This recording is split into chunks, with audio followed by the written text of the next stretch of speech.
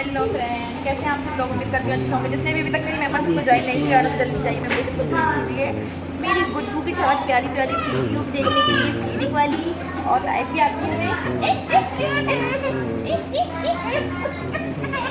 अच्छा अच्छा अच्छा अच्छा, अपन घूमने करने जाएंगे ना, कहाँ जाएंगे?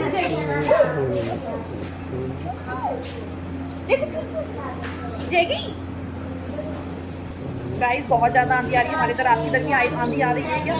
यहाँ तो आंधी ने इतना परेशान कर रखा है ना कि बस आप लोग बताइएगा किस किस यहाँ पे आंधी ने बहुत परेशान किया। हमारे सामने जो रहते हैं तो तीन ही उड़ गई। तो जिसने भी अभी तक मेंबरशिप को ज्वाइन नहीं किया है तो प्लीज़ गाइस मेंबरशिप को ज्वाइन कीजिए। बहुत ही ज़्यादा अच्छा वीडियो देखने को मिलेगा आपको मेंबरशिप में। तो गाइस इसका मन होता है कभी नहीं करता, इसका मन नहीं आता। मेरा मन है उसका मन नहीं है लेकिन पीने का। मैं सोच रही थी मेरा मन था मैं अपनी गुड्डू को जूठू पिला दूँ, लेकिन उसका मन नहीं है।